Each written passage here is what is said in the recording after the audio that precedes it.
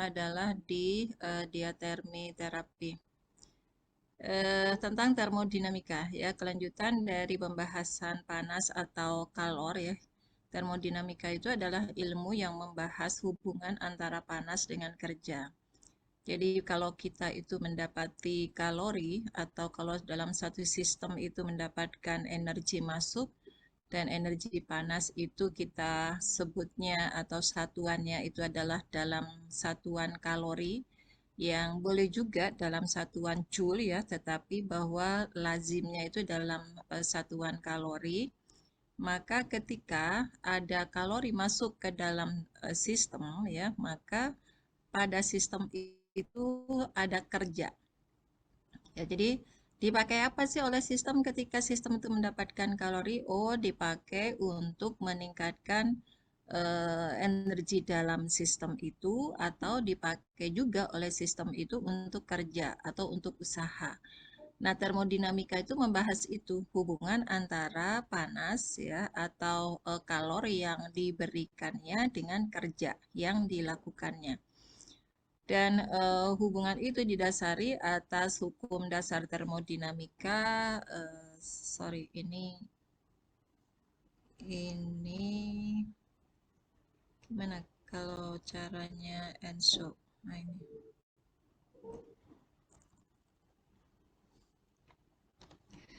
Nah, hukum terkait dengan thermal atau kalor dengan usaha atau kerja itu dinyatakan nanti dengan hukum termodinamika pertama dan hukum termodinamika kedua. Tetapi di sini yang kita jelaskan, yang saya ingin jelaskan di sini adalah hukum termodinamika pertama. Yang itu saya katakan bahwa penerapannya dari hukum termodinamika pertama itu ketika apa yang terjadi pada proses metabolisme kita, metabolisme tubuh kita ketika tubuh kita itu menyerap energi dan kita mau pakai untuk kegiatan, untuk aktivitas. Ya. Nah, bagaimana hukum bunyi hukum termodinamika pertama itu? Coba kita perhatikan di sini. Ya. Ketika kita memberikan sejumlah panas atau sejumlah kalor yang kecil, yang sejumlah kalor kecil itu kita beri simbol dq. Dq ini satu kesatuan ya. Jadi interval kecil itu biasanya kita sebutnya itu dengan dq, atau misalnya usaha kecil kita sebutnya dengan dw ya. Maka ketika kita berikan energi panas ke dalam satu sistem, di mana energi panas itu kita berikan notasi dq, jadi ada kalor yang masuk kepada sistem, maka apa pengaruhnya kepada sistem? Ya, maka sistem tersebut dia akan berekspansi. Ya, berekspansi dia akan pasti pada sistem itu dia akan memiliki energi yang lebih besar karena ada support panas atau kalor dari luar. Lalu kemudian ketika itu pada satu sistem dapat panas, selain dia pakai untuk ekspansi, dia pakai juga oleh sistem itu, panas yang diterimanya itu adalah dipakai untuk apa? Melakukan kerja. Ya. Dan kerja yang dilakukan itu diberi notasi dW. Jadi kalau sebelumnya kita dapati Q ini adalah kalor ya, panas atau kalor, W itu adalah usaha. Maka bunyi hukum termodinamika yang pertama ini ketika kita sajikan dalam bentuk matematisnya, itu kita tuliskannya seperti ini. Jadi dq ini adalah kalor yang masuk ke dalam satu sistem sama dengan du ini adalah yang tadi disebutnya sebagai sistem itu akan melakukan ekspansi. Sistem melakukan ekspansi itu adalah meningkatkan energi dalam sistem itu sendiri. Maka kita berikan notasinya itu adalah DU. Lalu kemudian energi kalori yang masuk itu tadi juga dipakai oleh sistem itu untuk melakukan kerja. Ya, melakukan kerja, jadi ada panas yang keluar gitu ya, dengan sesuai dengan sistem itu sendiri, sesuai dengan kalau itu ada pada satu mesin gitu ya, ketika mesin itu diberikan kalor, maka mesin itu juga akan berfungsi, ya berfungsi sesuai dengan fungsi mesin itu sendiri. Nah, Bagaimana penerapan hukum termodinamika kalau kita kaitkan dengan sistem biologis tubuh kita? Maka di sini sangat erat kaitannya dengan proses metabolisme yang ada pada tubuh. Jadi metabolisme itu apa sih? Metabolisme itu adalah proses perubahan yang terjadi dalam satu organisme, misalnya itu adalah tubuh manusia. Dan apa namanya, dalam proses metabolisme ini berlaku di dalamnya hukum satu termodinamika. Loh, kok bisa Bu? Gimana ininya? Gimana ceritanya gitu ya? Jadi dalam sistem tubuh kita ya, ketika misalnya sistem yang dimaksud tadi itu misalnya adalah tubuh ya. Maka di sini penerapan hukum satu termodinamika berarti apa? Tadi kan dikatakan, jika ada kalori atau kalor atau panas masuk kepada satu sistem. Nah, sistemnya itu adalah tubuh kita. Berarti kalori yang masuk ke tubuh kita itu dengan apa? Misal, kita itu makan. Ya, ketika kita makan, makan nasi, makan lauk pauk, makan protein, makan sayur, apa yang akan terjadi pada tubuh kita?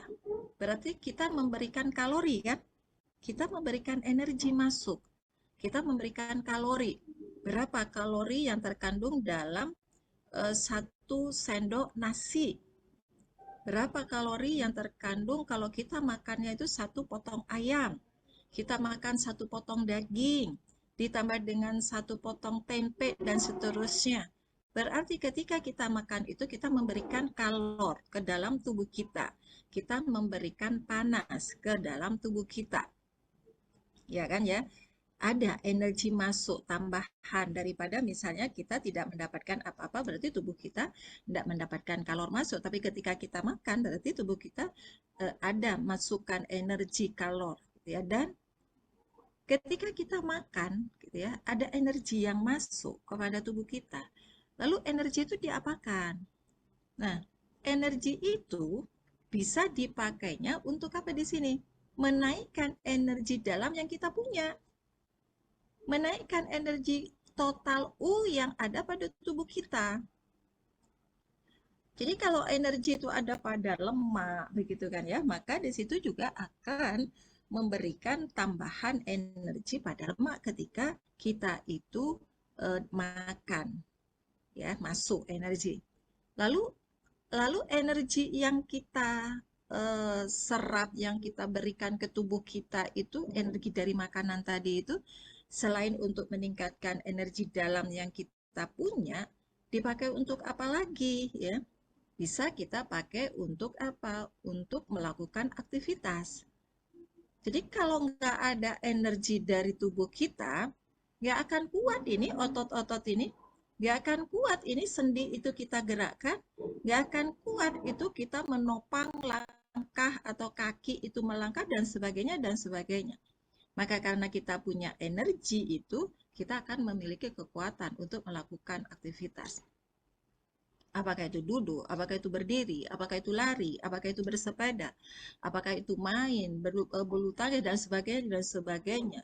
Semua kegiatan-kegiatan yang kita lakukan itu termasuk di dalamnya kita sebutnya sebagai sebuah usaha yang dikeluarkan dari tubuh kita. Maka ketika kita melakukan sesuatu, melakukan usaha, pasti di situ itu menyerap kan, menyerap energi kan, butuh energi di situ dan energi dilepas gitu ya untuk melakukan usaha itu. Nah, contoh ya, contoh di sini kalau ini diambil dari, kalau tidak salah saya lupa ini kayaknya di buku kedokteran ya, kedokteran ya Allah, itu ada bukunya, kedokteran dasar atau apa? Oh, fisika kedokteran. Ya, ini kayaknya diambil dari fisika kedokteran ya.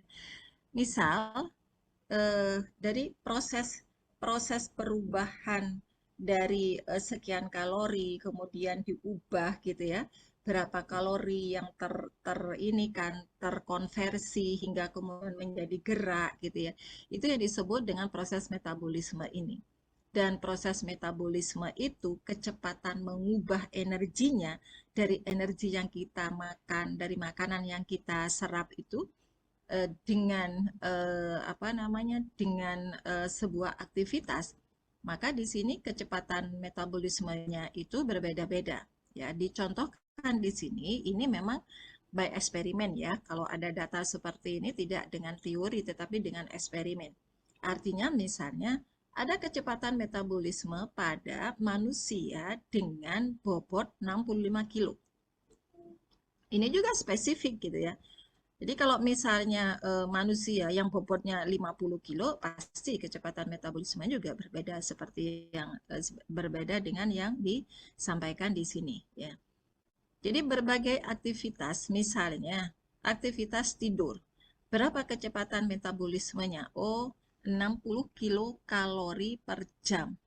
Atau kalau dijadikan sebagai satuan watt, watt itu adalah joule per second ya.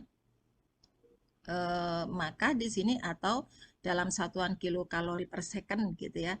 Maka di sini menjadi 70 ya. Nah, kalian bandingkan ke bawah. Jadi kalau kalian itu makan, kemudian setelah makan, kalian makan dengan energi misalnya 2000 kilokalori. Kemudian setelah makan, kalian tuh tidur. Nah, 2000 kilokalori itu, kalau Anda itu aktivitasnya setelah makan itu tidur, maka kecepatan metabolismenya, kecepatan mengubah kalori yang masuk itu nanti menjadi sesuatu yang lepas gitu ya, dengan aktivitas tidur ini itu hanya 60 kilokalori per jam. Jadi kalau misalnya kalian makan 2000 kilokalori, ya, kalian makan 2000 kilokalori misalnya.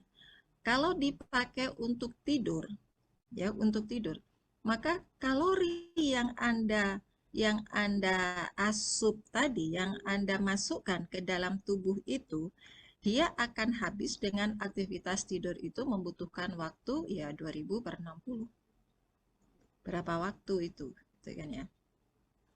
Nah, gimana caranya mempercepat supaya kalori yang kita masukkan tadi itu dapat tertransfer, terkonversi ke dalam satu gerak. Ya, misal sekarang berarti apa? Percepat itu ininya metabolismenya. Misal dengan duduk tegak itu kecepatannya 100 kilokalori per jam. Kalau misalnya dia dengan kecepatan kegiatan ringan, misalnya kegiatan makan itu sendiri, kegiatan berpakaian, begitu ya, kecepatan metabolismenya lebih besar lagi 200. Sampai di situ kita bandingkan misalnya berlari ya, berlari dengan kecepatan 15 km per jam itu membutuhkan atau kecepatan metabolisme tubuh kita itu adalah 1000 kilokalori per jam. Artinya, ketika kalian itu makan, misalnya tadi makannya itu 2000 kilokalori, maka 2000 kilokalori itu dia akan hilang menjadi sebuah energi gerak ketika dipakai berlari dengan kecepatan larinya itu 12 km per jam selama berapa jam? 2 jam saja. Ketika 2 jam kita berlari itu, energi yang masuk sebesar 2000 km itu impas, lepas gitu kan ya, lepas di situ. Ya. Atau di sini bersepeda itu lebih besar lagi kecepatan metabolismenya ya. Ini contoh ya, contoh gambaran bagaimana dalam setiap aktivitas ini ada kecepatan metabolisme yang berbeda-beda. Semakin kita itu membutuhkan atau melakukan gerak yang semakin cepat ya. Jadi kalau misalnya antara berlari dengan bersepeda itu pasti lebih cepat bersepeda, berarti kecepatan metabolisme di dalam tubuh kita itu juga semakin cepat. Nah, konsep ini gitu ya. Jadi konsep apa namanya? Apa namanya? Hukum termodinamika satu ini, mana tadi rumusnya ini. Konsep hukum termodinamika satu ini bisa dipakai untuk konsep bagi orang yang melakukan diet. Ya, jadi kalau orang melakukan diet gitu ya, yang diinginkan oleh seseorang melakukan diet itu apa yang berkurang di sini kalau dari rumus ini? Apanya, Bima? Kalau orang melakukan diet itu biasanya bagaimana, Bima? Ingin apa, Bima? Ingin ingin tubuhnya itu bagaimana, Bima? ingin tubuhnya apa ya, berkurang berat, Ingin ingin fit, tubuhnya kurus, fit. ingin energi dalamnya itu kecil, gitu kan? Tidak ingin energi dalam itu bertambah, tidak ingin lemak itu bertambah bertambah, begitu kan ya? Ingin ingin setidaknya misalnya stagnan atau lebih kecil lagi, misalnya begitu kan ya? Maka di sini prinsip orang diet itu bisa dilakukan dengan yang pertama mengurangi makanan. Nah, yang pertama, mengurangi makanan berarti kalau dari rumus ini mana yang harus berkurang? Jujur. Kalau dari rumus ini ketika seseorang diet, dia itu dietnya tadi itu maunya kan menurunkan berat badan, menurunkan energi dalam. Jadi DU-nya itu harus kecil, kecil, kecil gitu ya. Pertambahannya atau bahkan jangan menambah energi dalam kita atau bahkan harusnya usaha yang ada itu pakai dari energi dalam. Nah, kalau misalnya dietnya itu diet itu kan bisa dilakukan di sini dengan mengurangi asupan makanan atau dia itu meningkatkan kerjanya. Nah, dengan mengurangi asupan makanan, kalau dari rumus ini mana yang harus diperkecil, Jojo?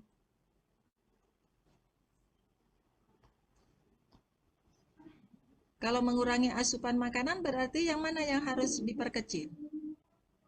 DU Tadi asupan makanan itu dari mana, Jo? Tadi aku sudah dari cerita luar. asupan makanan.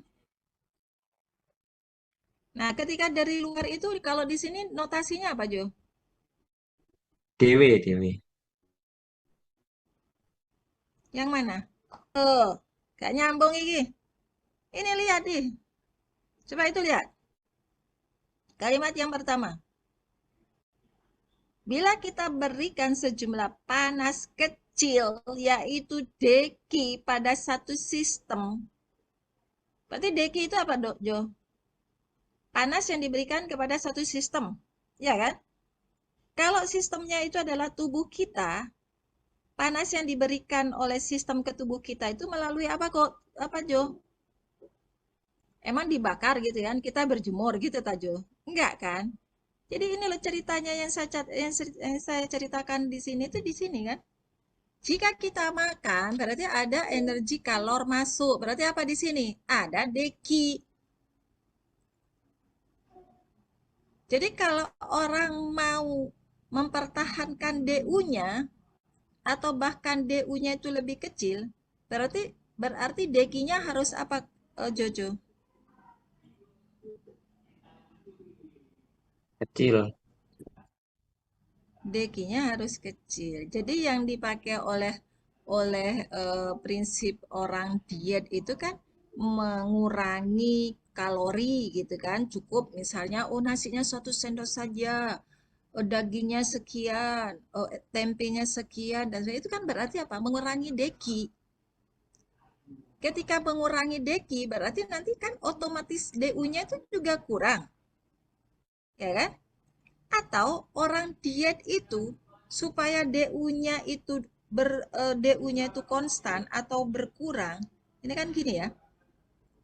Dari rumus ini, jika DU-nya itu dipertahankan kecil atau DU-nya itu tetap, energi total yang ada di dalam tubuh itu tetap, ya.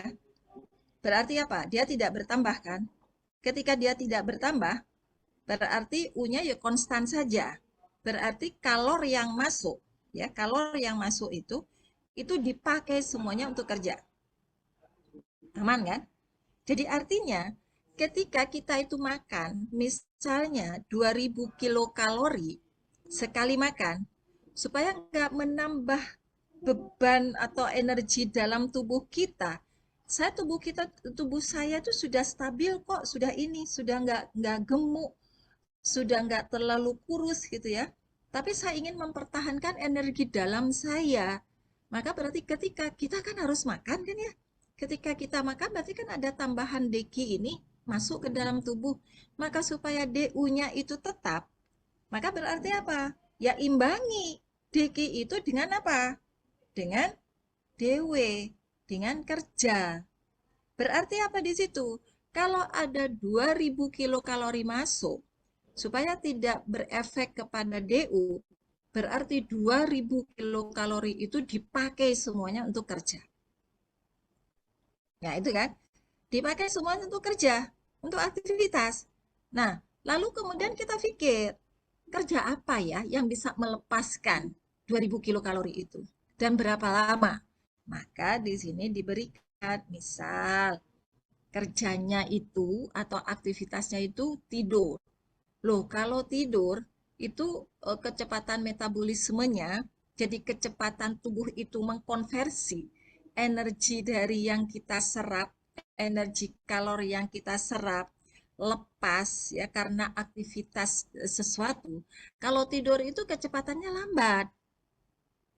Maka ketika kita hanya tidur saja gitu kan, untuk bisa melepas 2000 kilokalori ya, berarti itu butuh berapa jam?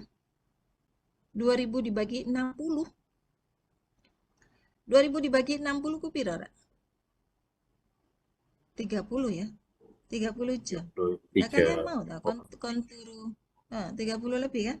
Nah, kalian mau kan turu gitu 30 30 jam ini kan ya. Berarti apa? Oh, caranya saya tak bersepeda.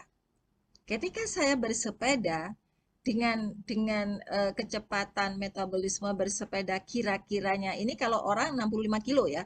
Kalau orang yang lebih rendah dari ini, pastinya kecepatan metabolismenya boleh jadi dia akan lebih cepat lagi.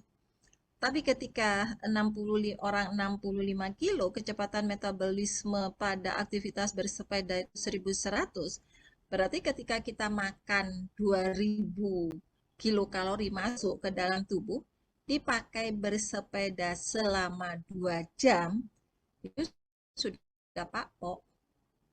Ngerti Pak Pok? Impas. Udah nggak ada ini. Bahkan kita pasti usaha bersepedanya itu masih mengambil energi dalam yang kita punya. Jadi energi dalam kita berkurang justru gitu ya. Nah, itu realisasinya ya kira-kira gambarannya bagaimana hubungan antara panas dan kerja. Bagaimana hubungan kalor yang masuk dengan kerja. Saya contohkan di sini kepada satu aktivitas metabolisme tubuh dan konsep itu biasanya dipakai oleh orang-orang untuk kerja, untuk diet. Ya, jadi diet itu bisa mengurangi dua langkah yang dilakukan, bisa mengurangi asupan makanannya, yaitu DQ-nya kecil, gitu ya. Ketika DQ kecil itu, maka usahanya itu nggak perlu ngoyo-ngoyo juga. Ketika saya makannya itu hanya kalori rendah, maka saya juga beraktivitas santai-santai saja itu sudah impas.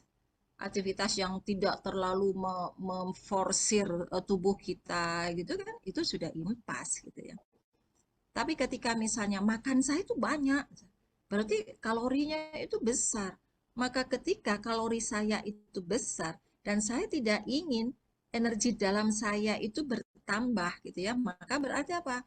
Harus diimbangi tadi dengan aktivitas-aktivitas yang beragam yang sampai akhirnya impas tadi tidak mempengaruhi energi dalam. Atau kalau misalnya kita itu sudah gemuk begitu kan ya, ada usaha keras, ya kerjanya itu adalah kerja yang membutuhkan yang dengan kecepatan metabolisme yang besar gitu ya. Sekaligus berarti mengurangi makanan, ya mengurangi makanan berarti mengurangi kalori yang masuk. Berarti apa? Kerja yang dilakukan tadi boleh jadi akhirnya mengambil energi dalam kita. Nah, ketika kita akan turun berat itu. Ya, oke ya, begitu ya. Ini contoh misalnya berapa besar energi yang diubah selama 24 jam. Jadi kita misalnya seseorang yang berat badannya 65 kg, selama sehari kira-kiranya berapa energi yang diubah ketika aktivitasnya itu misalnya 8 jam untuk tidur, 1 jam melakukan pekerjaan fisik yang sedang, tadi melakukan pekerjaan fisik yang sedang, misalnya di sini berjalan gitu ya, tenis, walaupun sebenarnya tenis itu juga menjadi lebih besar ya, tapi ini disetarakan dengan berjalan gitu ya. Jadi dia 8 jam tidur, 1 jam melakukan pekerjaan fisik sedang, 4 jam kegiatan ringan ya, kegiatan ringan, dan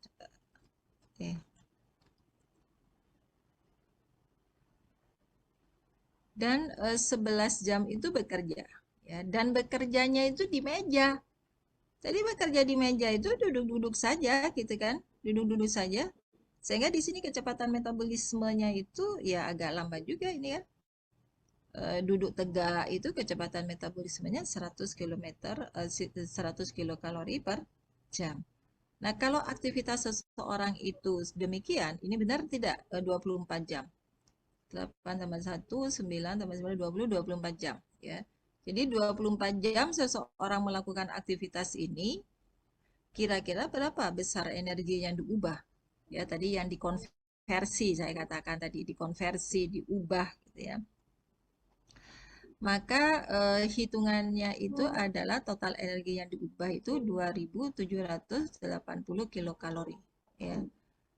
Coba dihitung sih, muncul nggak di situ 2780 kalori? Gimana caranya?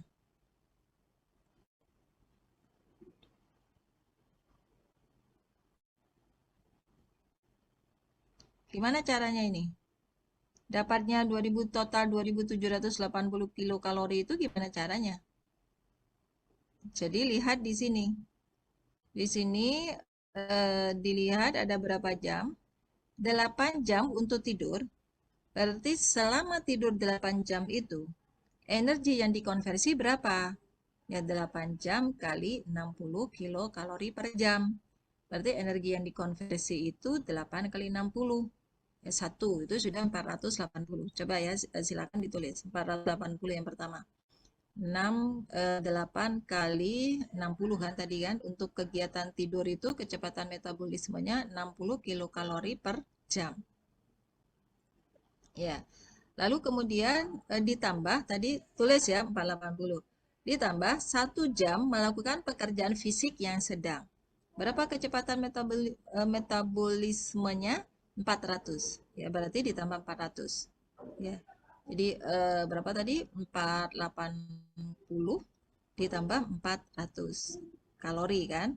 Kan tinggal kecepatan kalikan lamanya. Berarti kan sudah nanti waktunya itu jam, dan dengan jam coret gitu ya. Tinggal satuannya kan tinggal kilokalori. Jadi yang pertama 8 kali 60 tambah kegiatan sedang, kegiatan apa yang kedua?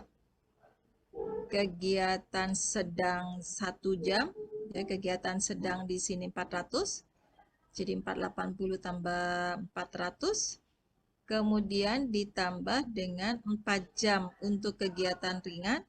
Kegiatan ringan itu 200, yaitu ditambah 800, lalu kemudian 11 jam bekerja di meja, yaitu duduk tegak, yaitu kalikan 100, 1100. Total benar? 2780? Benar, Bima? Benar. Hah?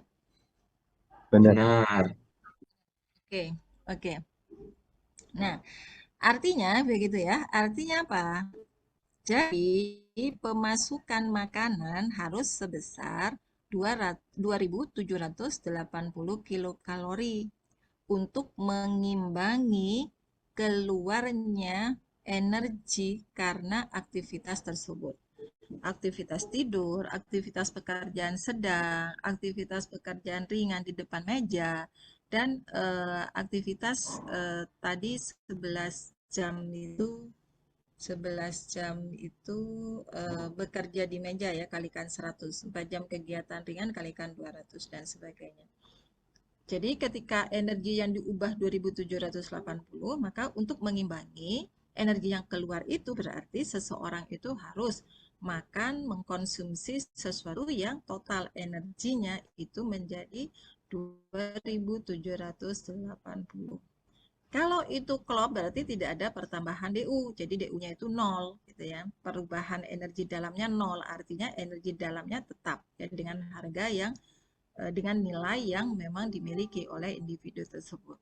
Nah, maka di sini jika ingin menurunkan berat badannya, maka orang tersebut itu ya harus makan kurang dari 2.780 kilokalori atau dengan meningkatkan tingkat kegiatannya, mencari yang misalnya tadi berjalan gitu ya, berjalan nggak ada ya, berjalan itu tidak 1 jam gitu ya, tetapi lebih lagi ditingkatkan lagi sehingga nanti usaha yang dikeluarkan, yang dilakukan ya itu akan lebih besar lagi. Nah, ketika lebih besar lagi usahanya sementara kalorinya itu tetap masukannya gitu ya, maka yang terjadi itu apa? Ya mengurangi energi dalam. Nah, itulah konsep diet itu dilakukan ya. Nah, ini soal latihan ya, soal latihan silahkan dikerjakan ya. Nanti kalau Bu Ami minta dikumpulkan saja menjadi satu kesatuan dengan tugas-tugas berikutnya ya.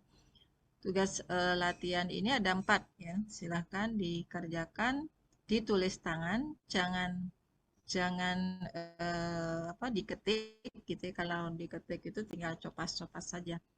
Tapi di sini ditulis tangan ya, yang rapi dan siap-siap di-scan aja ya. Nanti saya minta untuk diletakkan di ini di Hebat e-Learning. Itu ada 4 tugas, silahkan PR itu untuk dikerjakan. Oke, itu ada pertanyaan? Sudah ya? Kalau tidak ada pertanyaan, kita lanjutkan ke diatermi. Salah satu apa namanya terapi yang mengubah gelombang gitu ya. Apakah itu nanti gelombangnya, apakah itu sumber gelombang mekanik atau sumber gelombang elektromagnetik, karena dia melewati thermal. Ya, dia itu melewati through gitu ya. Termi itu adalah thermal. Jadi ada nanti mengubah efek dari gelombang yang masuk atau apakah itu diaterminya menggunakan gelombang elektromagnetik ataukah diaterminya menggunakan gelombang mekanik layaknya ultrasound gitu ya. Nah, itu kita bahas ya dalam waktu setengah jam ke depan ini sebagai sebuah penerapan dari konsep yang kita sudah pelajari yaitu kalor dan sebagainya ya. Nah, ini disebutnya anatomi kata diatermi itu, dia itu adalah through atau melalui. Termi itu adalah panas. Jadi ada terapi yang terapi ini memunculkan panas ya, dan panas yang dimunculkan itu bukan panas ini ya, bukan panas yang amat sangat panas terus terbakar, itu bukan demikian. Tapi ini adalah panas terapi yang tentu saja dikondisikan dengan kebutuhan thermal dari pasiennya. Ya. Nah, yang dimaksud dengan diatermi ada proses melalui sesuatu hingga kemudian memunculkan panas. Ya. Dan bukan sekedar kompres panas di sini disebutkan gitu ya. Maka diatermi itu adalah modalitas deep heating, jadi pemanasan yang dalam ya. Nah, diatermi itu apa? Tidak menghantarkan panas dia ya. Tetapi diatermi itu dia akan menggunakan energi frekuensi tinggi untuk menciptakan panas langsung di dalam cairan tubuh, jaringan tubuh. Jadi proses diatermi itu bukan memang iya melibatkan thermal panas, tetapi ininya prosesnya itu bukan mahasiswa punya ide misalkan terus ngantuk saya apa lagi ntar ke ini ke distrak mahasiswa punya ide jadi ke ini ke apa namanya buat buat proposal riset ya. Jadi diatermi itu adalah modalitas deep heating, jadi pemanasan dalam. Bukan kita memberikan panas, tetapi kita merangsang dengan gelombang elektromagnetik atau gelombang mekanik dari rangsangan itu terus kemudian menjadikan tubuh itu menjadi panas. Jadi panas itu adalah efeknya dari gelombang elektromagnetik yang diberikan. Ya. Jadi diatermi alih-alih menghantarkan panas dari luar, tidak demikian ya, bahwa diatermi itu menggunakan energi berfrekuensi tinggi yang energi berfrekuensi tinggi itu dia dapat menciptakan panas secara langsung di dalam jaringan tubuh. Nah, itu diatermi ya. Diatermi. Jadi kita tidak memberikan panas, tetapi panas itu dihasilkan dari satu gelombang apa namanya, bisa gelombang gelombang elektromagnetik seperti halnya microwave diatermi atau infrared ya, atau shortwave diatermi ini menggunakan gelombang radio atau ultrasound gitu ya. Dan kemampuan dari masing-masing peralatan ini, komponen-komponen diatermi ini beragam. Kalau itu yang pertama gitu kan ya. Jadi kalau misalnya yang hot pack ya atau infrared. Kalau saya pernah itu pakai hot pack gini ya. Itu panasnya minta ampun gitu. Jadi kayak apa istilahnya kok apa istilahnya itu kayak koyo gitu kan ya, hot pack. Jadi kalau hot pack atau infrared itu dia hanya bisa tembus panas yang dihasilkannya itu masih tembus di permukaan kulit saja. Nah, kemudian kalau untuk microwave diatermi atau itu MWD dia sampai masuk ke lemak ya, atau pemanasan transisi sampai ke otot ya. Termasuk juga misalnya shortwave diatermi dan ultrasound ya. Kalau ultrasound itu justru dia gelombang mekanik ya, dia lebih tajam, lebih bisa masuk ke ke tulang begitu ya. Nah, itu proses ya. Jadi yang harus dipegang itu tadi bahwa proses diatermi bukan memberikan panas, tetapi memberikan rangsangan melalui gelombang elektromagnetik atau gelombang mekanik yang darinya itu secara mekanisme mikroskopisnya itu dari panas yang dari apa namanya gelombang elektromagnetik yang diberikan itu justru akhirnya menjadikan ini dicontohkan misalnya di sini gelombang elektromagnetik dengan berbagai frekuensi ya, dan frekuensinya itu adalah frekuensi tinggi, maka dia akan bisa menembus jaringan biologis tanpa memberikan panas ya. Jadi dari mana ininya, dari gelombang elektromagnetik itu tadi ya.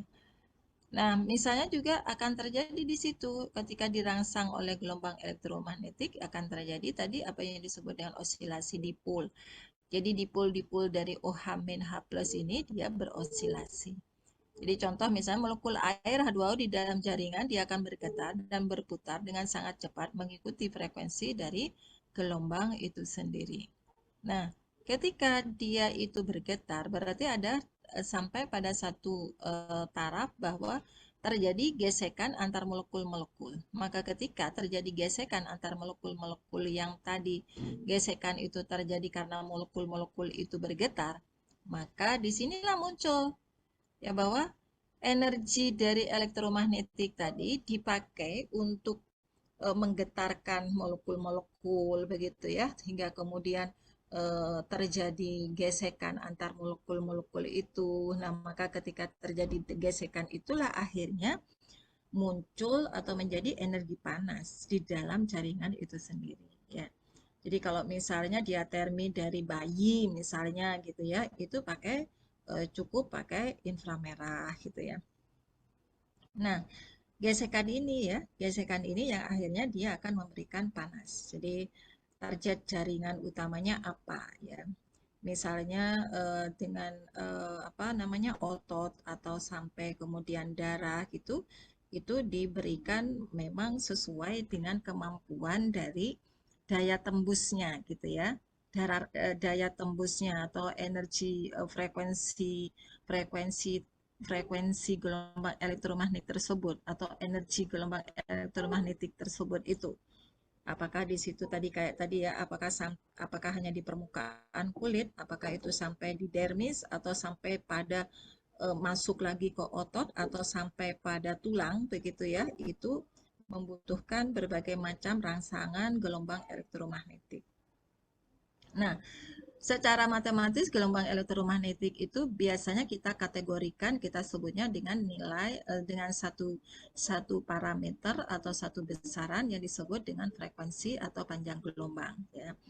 Jadi kalau di sini kita berbicara gelombang elektromagnetik berarti berbicara kecepatan rambat dari gelombang itu.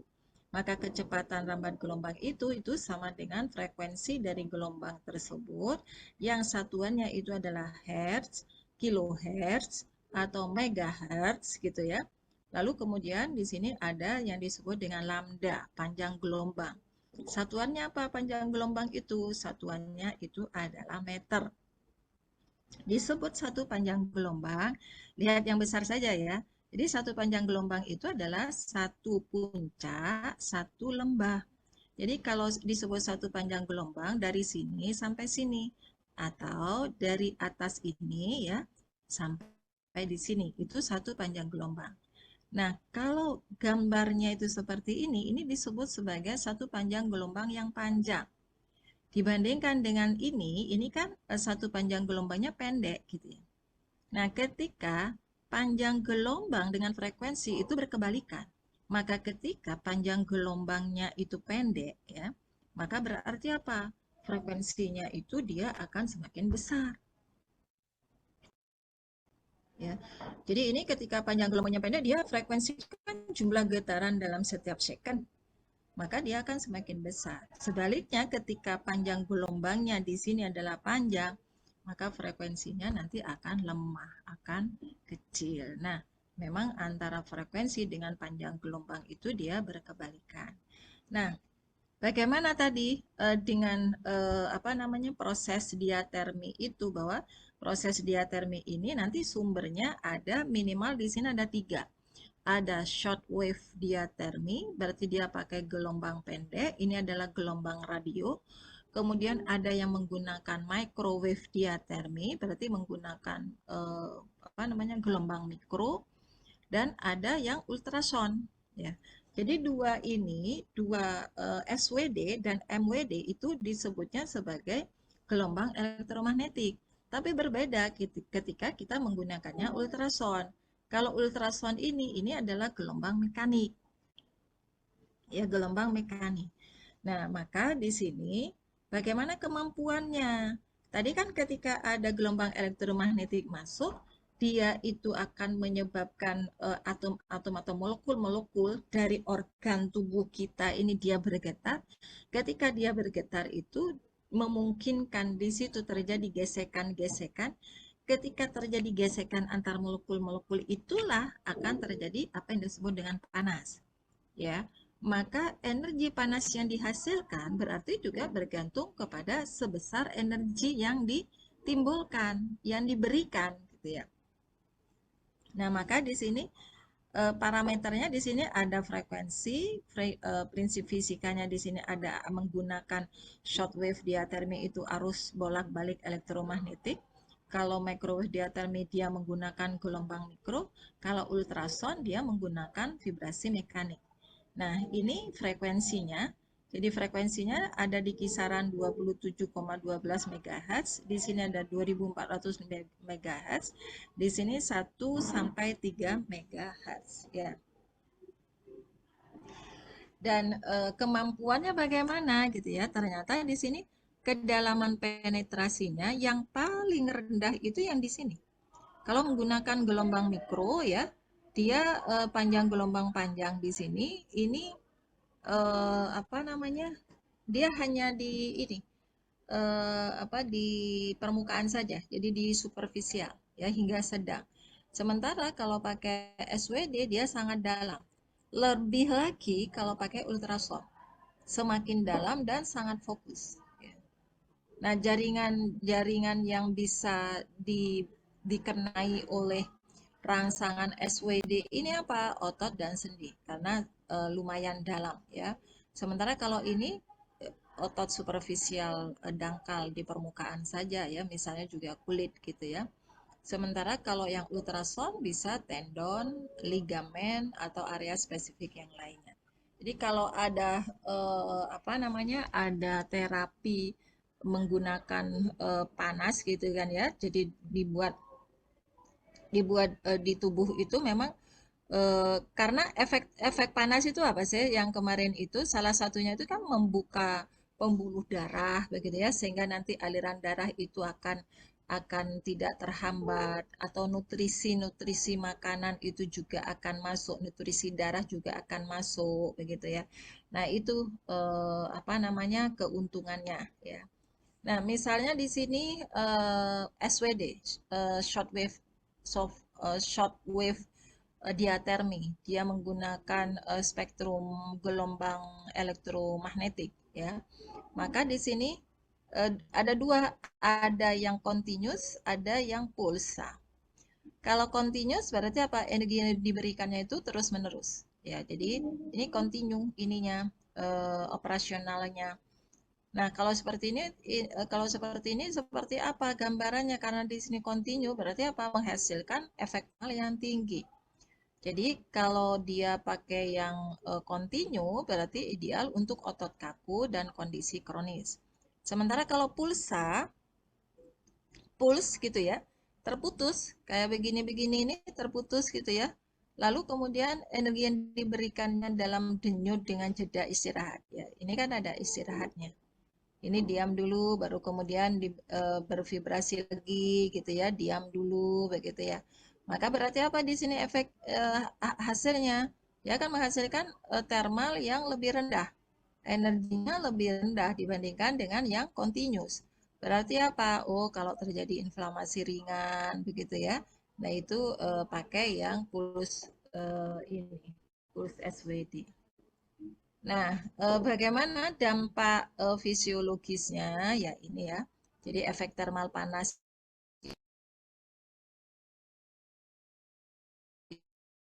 itu terjadi apa? Bagaimana metabolisme sel juga itu akan meningkat ya. Jadi ada pelebaran pembuluh darah. Di satu sisi peningkatan metabolisme sel. Jadi kecepatan mengkonversi energi yang masuk kepada energi gerak dan sebagainya itu dia akan lebih cepat. Lalu kemudian dengan thermal itu pula terjadi apa? Relaksasi otot dan penurunan viskositas jaringan. Gimana kok terjadi penurunan viskositas jaringan? Ketika terjadi panas ya, bahwa nanti molekul-molekulnya itu dia akan meregang. Molekul-molekul meregang itu berarti dia akan menjadi semakin kerapatannya akan semakin kecil begitu ya. Maka viskositasnya itu akan menjadi semakin kecil, semakin encer gitu ya. Nah, sementara efek non termalnya apa? Efek mekanik. Misalnya di sini akan terjadi perubahan permeabilitas membran ya. Ketika terjadi perubahan permeabilitas, maka jalur oksigen masuk, jalur itu lebih cepat dan sebagainya gitu ya. Dan selanjutnya dengan thermal itu tadi ya, dan thermal itu bukan kita berikan dari luar, tetapi thermal itu adalah efek ya, efek dari kita memberikan perlakuan SWD atau MWD atau ultrasound tadi. Maka di sini akan terjadi percepatan penyembuhan jaringan seluler. Nah, bagaimana hubungannya? Ya ini ya disebutnya fisika bertemu dengan fisiologi ya. Misalnya di sini tidak ada manfaat klinis secara signifikan ketika terjadi perubahan suhu itu dikurang-kurang dari 1 derajat Celcius ya. Tapi ketika 1 derajat sampai 4 derajat Celcius lumayan memberikan efek gitu ya.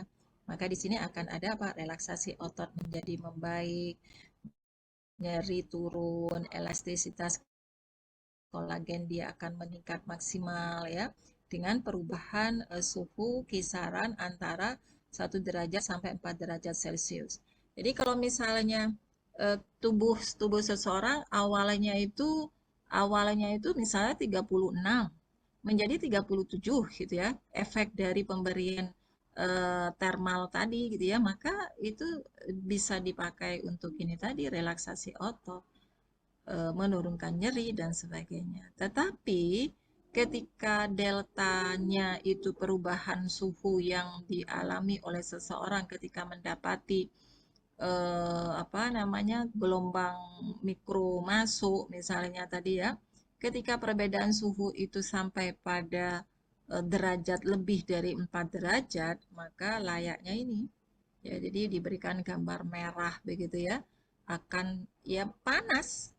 4 derajat selisih itu besar gitu kan ya.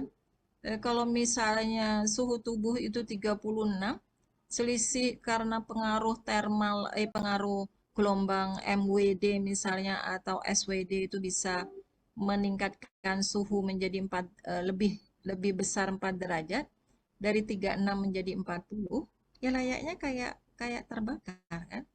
Kayak terbakar. Dan kalau itu ditinggikan lagi, boleh jadi kan akhirnya merusak gitu ya, merusak jaringan itu. Nah, ini beberapa pemetaan indikasi, ada bahu dan lutut ya. Jadi diberikan treatment apa namanya? Bisa SWD, bisa MWD atau ultrason ya. Atau di bagian punggung ya, atau di bagian tendon ya dan sebagainya.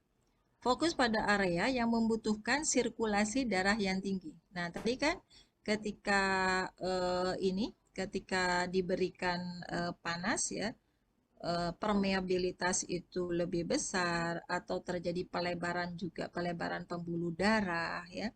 Ketika terjadi pelebaran pembuluh darah itu kan berarti sirkulasi darah itu juga akan lebih baik. Nah, sementara dari aspek mekanik itu akan terjadi peningkatan elastisitas jaringan. Ketika elastisitas jaringan itu meningkat, berarti apa? Akan mempercepat proses rehabilitasi pada seseorang yang membutuhkannya. Ya, jadi ini beberapa yang harus diperhatikan ya. Nah, ini kalau seseorang menggunakan terapi termal itu, hitung-hitungannya kira-kiranya berapa energi yang dibutuhkan atau berapa dosis radiasinya ya. Maka ketika kita mendapati satu rumusan fisika bahwa P daya, ya satuannya itu adalah watts, P itu adalah usaha atau energi per satu satuan waktu. W ini atau energi dalam satuan joule, T ini dalam satuan detik. Ya. W atau usaha itu sama dengan berarti apa di sini? Ya daya dikalikan dengan T-nya. Misal ya, simulasi dosis klinis ya. Misalnya setting dayanya itu berapa? Oh, 80 watt. Durasi terapinya berapa? 10 menit, berarti 600 detik. Berarti ketika seseorang itu dia menerima energi dari luar, kalor dari luar gitu ya, dan jumlah besar daya yang diberikan itu adalah misalnya di sini 8 watts, kan kalau alat-alat biasanya kan ada ya alat-alat pemanas, penimbul panas ya. Kemudian misalnya durasi terapinya itu ya dikalikan gitu ya. 80 kalikan 600 berarti 48.000 joule. Nah, variabel penentu dosis akhirnya itu berapa yang bisa diterima oleh tubuh begitu ya. Maka diperhatikan di sini intensitasnya.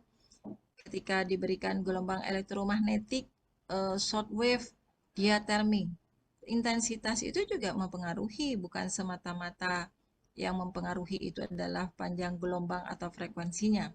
Lalu kemudian waktu terapi juga mempengaruhi ya, berapa lama saya harus mendapati treatment itu, 1 jam, 30 menit atau seperti apa. Frekuensi gelombang yang digunakan ya, kemudian jarak elektrodanya dan jenis jaringan penyerapnya. Nah, ini misalnya beberapa kasus ya. Misalnya di frozen shoulder. Bu Ami pernah mengalami frozen shoulder ya. Tapi tidak sampai mengalami terapi seperti ini ya. Cuma dikasih obat saraf saja kemudian digerak-gerakkan itu akhirnya bisa kembali. Jadi frozen shoulder itu kan pembekuan shoulder gitu ya. Nggak sampai lu kenapa kok terjadi pembekuan shoulder gitu yang pada akhirnya sampai menjadikan seseorang itu nggak bisa bergerak. Jadi kami hanya bisa bergerak itu di bagian lengan bawah dan itu hampir 8 mingguan gitu ya dan dibawa ke dokter itu tidak sampai memang tidak sampai menggunakan apakah itu terapi terapi termal seperti ini tidak sampai ya. Jadi kekakuan parah dan nyeri pada kapsul sendinya ya. Lalu kemudian bisa menggunakan ini shortwave diarmi atau pakai ultrasound. Maka ini akan terjadi panas ya. Panas itu yang nanti akan sampai kepada ya bayangkanlah ketika ada pembekuan terus kemudian dirangsang dengan panas itu kan lama-lama itu juga akan terjadi proses pencairan gitu kan ya. Dan ketika itu sudah mencair berarti kan sendi yang semula terkunci kayak terkunci itu sendi itu nggak bisa dibuat ngangkat tangan ke atas juga nggak bisa gitu ya karena di sini sumbernya itu. Tapi kalau bagian bawah antara tangan di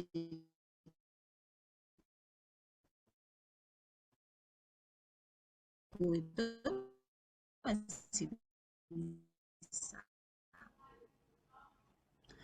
Nah, kalau sampai misalnya berapa energi atau intensitas atau daya ya yang diberikannya itu dan berapa lama ya. Jadi misalnya dipakainya sumber elektromagnetik inframerah. Berapa itu energinya, berapa luasan yang diterima, yang menerima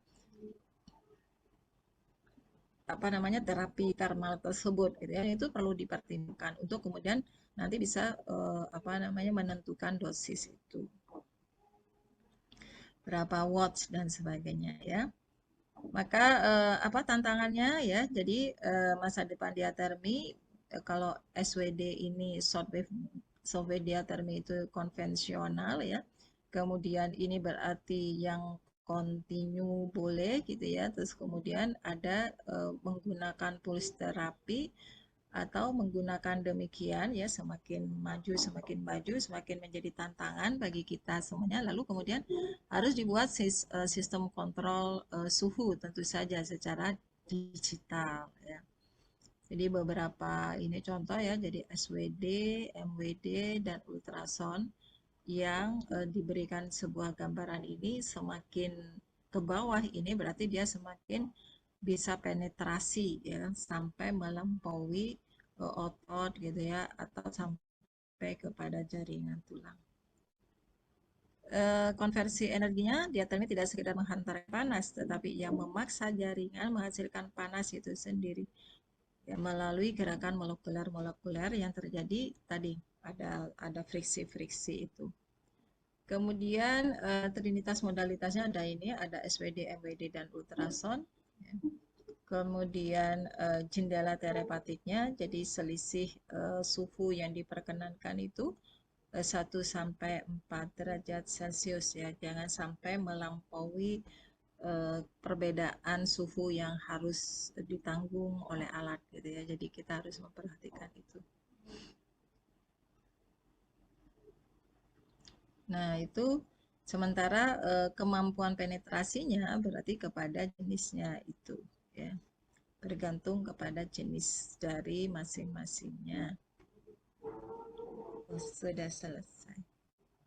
Sudah selesai perkuliahannya, sudah punya gambaran ya bagaimana konsep suhu, konsep panas dan bahwa efek panas itu secara kimiawi juga memberikan pengaruh, secara biologis juga memberikan pengaruh, secara fisik juga memberikan pengaruh. Kita ambil efek-efek yang dimunculkan dari panas itu untuk kita jadikan sebagai sistem terapi di dalam tubuh. Itu salah satu contohnya. Atau kalau misalnya apa namanya? Kalau misalnya terkait dengan hukum termodinamika 1 berarti berbicaranya itu adalah di metabolisme, kecepatan metabolisme, kecepatan mengubah antara dari energi kalori yang kita serap menjadi energi gerak misalnya. Sudah? Ada pertanyaan? Ini saya masih punya hutang 1 berarti ya, karena Permisi Prof. Permisi Prof. Mohon maaf tadi atas nama Nabila Alia belum sempat absen karena tadi masih dalam perjalanan Prof.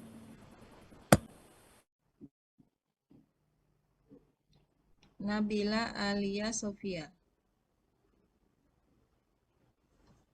Ada Abdillah Rohman, kemudian Muhammad Ada, Nafan, Prof. kemudian Uhti Anissa. Saya Muhammad Nafan. Siapa yang ada? Muhammad Nafan, Bro. Hah? Muhammad Nafan. Muhammad Nafan.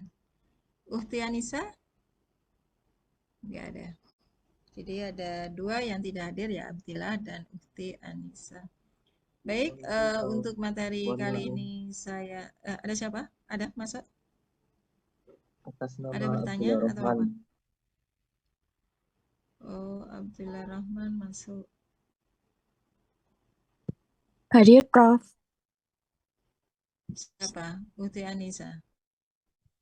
Atas nama Ukti Anissa hadir, Prof. Oh, berarti alhamdulillah masuk semuanya. 61 gimana? Masuk semua itu berapa ini? Masuk semua itu 61. Oh, tadi ada beberapa yang ini ya, yang gabung ya. Biasanya ada 5 jadi 50. Nah, wes ya, sampai di sini ya. Nanti materi saya kirim ke Jojo. Dan tugasnya yang tadi selesai nanti bulan hebat. Saya